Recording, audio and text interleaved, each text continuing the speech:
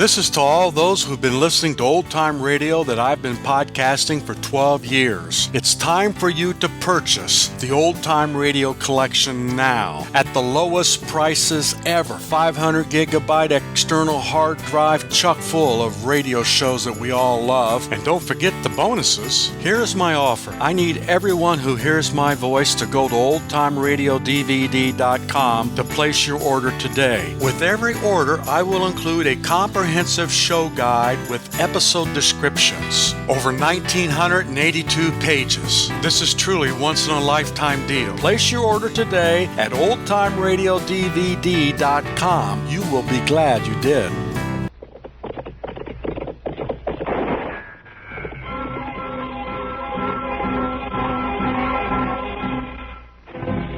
Around Dodge City and in the territory on West, there's just one way to handle the killers and the spoilers, and that's with a U.S. Marshal and the smell of gun smoke.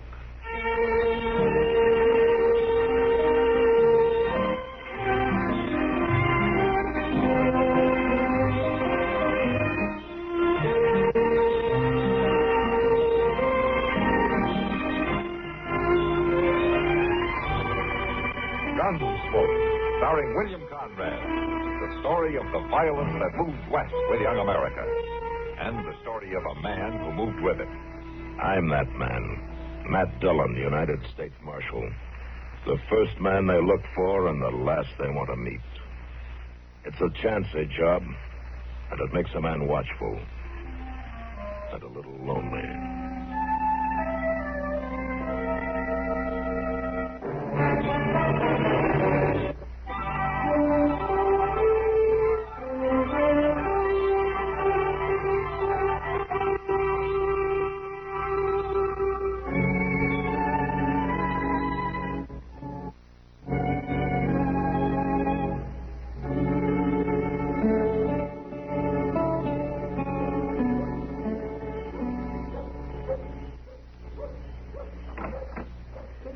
He's coming out now, Mr. Jones. Yeah.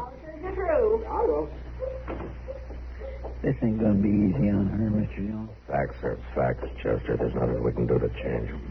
Yes, sir, I know. Ah, good evening, Miss Gross. Oh, Marshal. Chester? Evening, ma'am. Fetched Marvin his supper, did you? Oh, yes. Land sakes, the hours the bank makes that poor boy work as a caution. He wouldn't hardly ever get no warm food if I didn't pack it down to him. How have you been, Marshal? Oh, fine, Miss Gross, just fine. That's good. Well, no, you gents have got things to do. Mighty nice to pass the word with you. Good night, ma'am. Good night. There's a doggone shame. She's a fine woman. Yeah. It's just gonna break her heart. I don't like this any better than you do, Chester. But it just don't make sense. Why, Marvin Gross is as likable a young fellow you'd ever meet. Quiet, pleasant spoken. Well, you never know. Wait outside here, will you? I want to talk to him alone. All right, sir. I'm sorry, the bank's closed. Oh, Marshal Dillon. Evening, Marvin. You working late again? It's sort of getting to be a habit. Mom just brought my supper. Like some coffee, Marshal? No, thanks. I don't really mind working late now and then. The other fellow's married and got a family, and I got nothing to do with myself evenings anyhow. You won't mind if I go ahead and eat, Marshal? No. Go ahead, Marvin. You wouldn't figure there'd be much bookwork in a bank like this, town the size of Dodge. But the doggone sure is. Well, there's a lot of business done around here. I guess it's all got to be kept straight, huh? Yeah, that's it, all right. Yeah. But it sure takes time and paperwork. Oh, by golly. Mom fixed me chicken and dumplings tonight. Sure you won't have some? No, thanks. Marvin, Mr. Bodkin was in to see me today. No? Well, I can say one thing about him.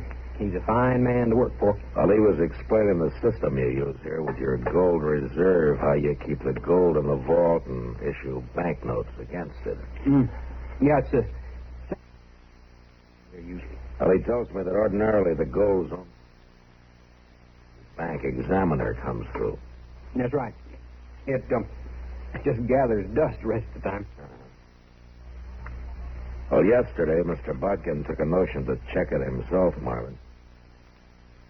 There's $20,000. What? He says that you're the only man in the bank who had any chance to take it. No, Marshal, there must be some mistake. Well, I said the same thing, but Mr. Bodkin was pretty convinced. I got a warrant here, Marvin. You're under arrest for grand larceny. No.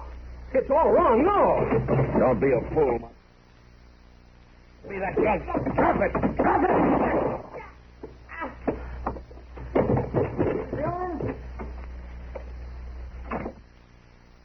Mr. Dillon?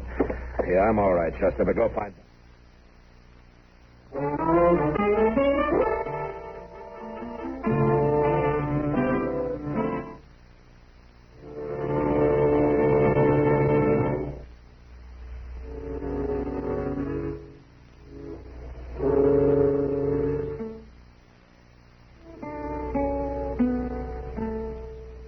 He must be in mighty bad shape, Mr. Dillon. Doc's been in there for near half hour. Well, I guess a bank is the best operating room in the world. Marshal, when he grabbed that gun out of the drawer, was he trying to shoot you or himself? I don't know, Mr. Bodkin. I'm not sure that he knew. He was caught off guard, and he acted without even stopping to think. You think somebody ought to go tell his mother, Mr. Dillon? Doc said to wait. He's got a tough job to do, and he figures that Miss Gross being here to... Yeah, she's a fine woman. Waits on that boy hand and foot. There's going to be a terrible shot to her. Yeah.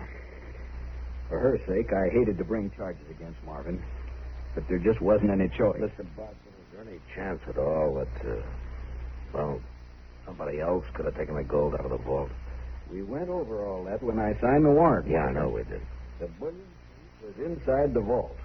The other teller, Oscar Greeley, has access to the vault, but only Marvin and the combination of the safe. There's explanation, but there just isn't. No, I guess not. This thing is just as unbelievable to me as it is to you, Marshal. My boy's been with the bank for 2 years now, and I thought I knew him. Trusted him completely. Well, anybody would have, Mr. Bodkin. Quiet fellow like him, not gambling or hanging around the saloon, just living at home with his ma. Well, gentlemen. Oh, good. Good. I said the job's done. I got the bullet out. The boy's dead, though. Dead? He didn't have a chance. No. Did you say anything, Doc? Not a word. He didn't even come to. Mm-hmm. All right, Chester, let's get to work. Well, it appears to me the job's over, Mr. There's Dillon. $20,000 worth of gold still missing. Worse, somebody's got to tell his mother.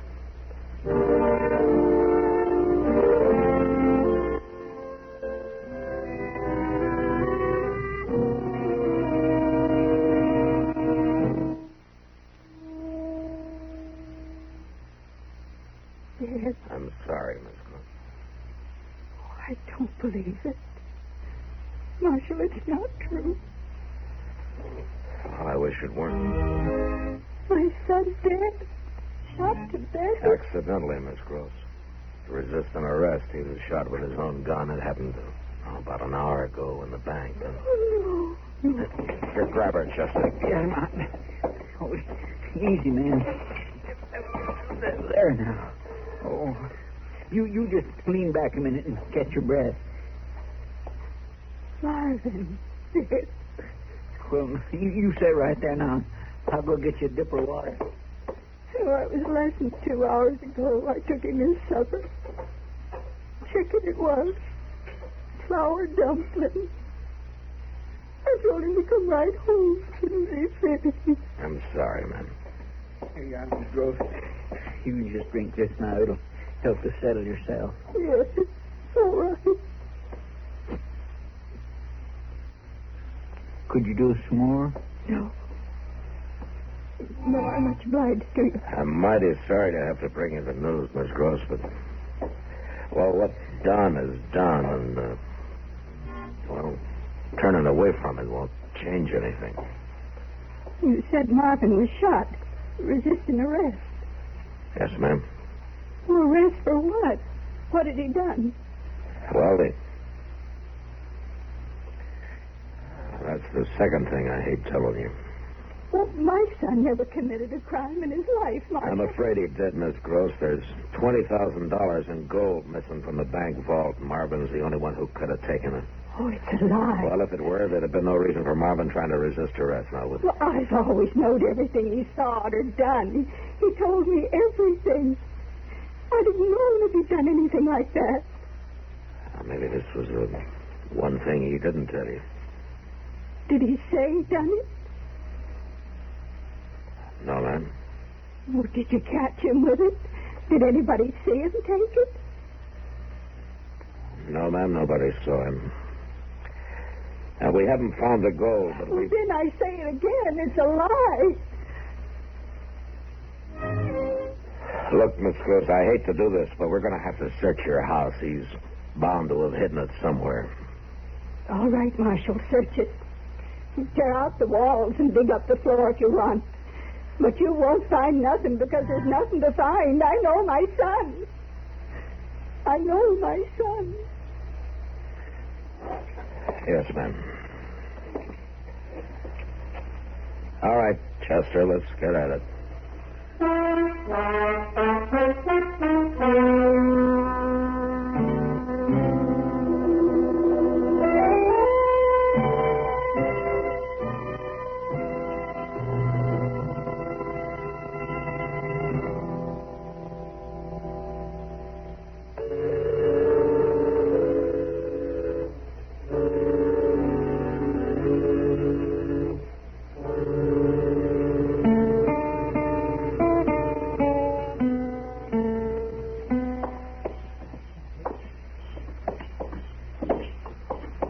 Real nice evening for this time of year, Mr. Dillon. Yeah, it sure is. It's going to be an early spring. I seen a whole passel of meadowlarks this morning out south of town. Oh, they probably wintered here. Oh, sir, there's too doggone many of them, too. Oh. Here comes Miss Gross. Let's go across the street. You can't dodge trouble by running from it, sister. Well, I know, but the way she feels about things... Marshal. Oh, doggone it, she's sauce. Good evening, Miss Gross. Oh, I'm glad I run into you, Marshal. I was aiming to come by your office. Oh? You found out yet who robbed the bank? No, ma'am. You found the money yet? No, not yet. 2 weeks now. My son laying out there on Boot Hill. Branded criminal. But not one bit of proof to back it up. Well, I've followed up every possibility I could think of, ma'am, but every single one of them's come to nothing. But you keep trying. Sure I will. I'll keep trying. Well, I reckon I knowed you would. It ain't you I blame, Marshal. You only done your duty. You got an honest reputation. Thank you, ma'am. But I'll never forgive Mr. Botkin, never in this life. He knowed my boy. He knowed he wasn't that kind, but he went ahead and swore to that warrant. He caused Marvin's death just like he pulled that trigger himself. Now, Miss Gross, No. that's not... I ain't going to talk about it no more. I already talked myself out and cried myself out. I'm on my way to the depot, Marshal. I was coming around to tell you goodbye. I'm leaving on the 11 o'clock train. Oh, you I'm are? going back east to my kinfolk for a while. But I'll be back in a few months. Right now, there are just too many things in this town to remind me of my boy. Yes. Well, I wish you a good trip, Miss Gross. Marshal, I want my boy's name cleared, and I'll never rest till it's done. I know that. It will be. You'll see. Well, I hope you're right. And, you take good care of yourself, huh? Oh, I will. Goodbye, Marshal. Chester? Goodbye. Bye, ma'am. My, she just won't give up, will she? Yeah, she's his mother, Chester. And even closer than most. For Marvin wouldn't hardly take a breath without her say so. Yeah, I know. Well, hey, how'd you like to have a drink, huh? Well, I'm buying. Come on. Well, sir, now, I thank you. You know, she'll feel better once she gets shut of Dodge, won't she? Back there with her own kin. Sure she will. Miss Grove's a fine old lady. It's just too bad. Yeah. My goodness. Quite a crowd in the long bench tonight. Over here, Mac. Come on over here and join us. And there's Doc, Mr. Buck. You want to join him? The walls and dig up the floor if you want. But you won't. Would you pardon me, please? Hello, Matt. Good to see you. Hello, Kitty. Can I get you something? Yeah, as a matter of fact, you can. The usual, if you don't mind. The same for me, Miss Kitty. We'll be over at the table there with Doc. All right, fine. I'll join you. Good. Pull up a chair, Matt. Chester. Join us solid, respectable citizens for a change. Well, there's some who would agree with you, Doc. How are you, Mr. Hopkins? Fine, Marshal. Can I buy you a drink? Well, I got one coming, thanks. Oh, I just saw Miss Gross outside. She tells me she's going back east. Well, I can't say I'm sorry to hear it. For some reason, she seems to blame me for what her son did. Yeah. As a matter of fact, she just suggested that maybe you'd rob the bank yourself. You search my house, Marshal. You surely don't. No, of course not. She was just talking out her hurt. Well, she knows there's no sense to it. Well, I hope you don't put any stock in anything she said. Oh, I don't. The boy was guilty. His whole reaction going for that gun and all. Well, it showed he was. She just won't accept the fact, that's all. Well, a mother's relation to her son gets to be a funny kind of a thing sometimes. Especially when it's as close as that one was. Yes, I've thought time and again how odd it was that boy had kept to himself so much. Well, she never gave him a chance to get out and mix, to grow. She ran his whole life for him, 24 hours a day. Well, they must have found some time, Doc. He thought up that robbery and then carried it out. Well, that's true, but I got a theory about that man. I think he did it to hit back at her, sort of. It was a way to rebel. Oh? Yeah, but Marvin wasn't never one to rebel much. Not against nobody. But he finally did. Oh, where you going, man? Wait a minute. Maybe he didn't rebel, Doc. What time have you got? Well, let me see here. It's 10:38, according to my gold watching chair. 10:38. Chester. Yeah, well, here, I got a drink order. Later. Come on.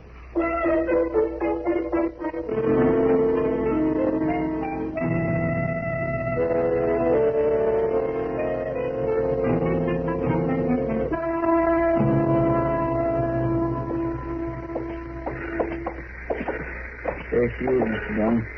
Standing there with the mail sack counter. Yeah, I see her. Things like this upset me something terrible. I swear to goodness, one of these days, I'm going to turn to dry farming to make a living. Sure you are, Chester, when they figure some way to take the work out of it. Now, Miss Gross. Oh? Oh. Why, Marshal, it's quite a surprise. Yeah, I imagine it is. What?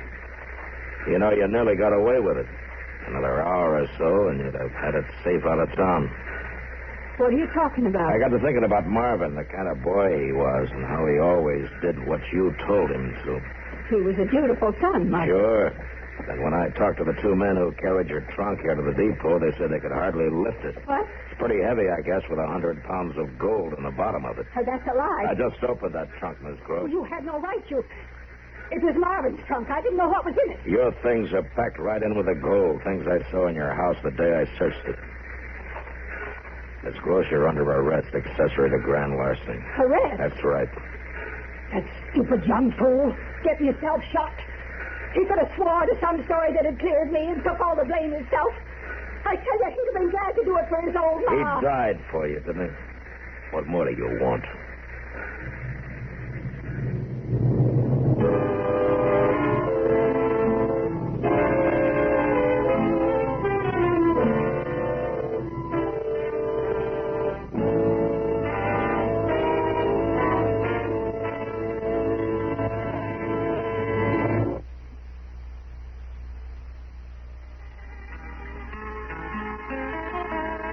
Remember, listen again next week for another transcribed story of the Western frontier when Marshal Matt Dillon, Chester Proudfoot, Doc, and Kitty, together with all the other hard-living citizens of Dodge, will be with you once more. It's America growing west in the 1870s. It's drama. It's Gunsmoke. Brought to you by L&M Filters. This is the CBS Radio Network.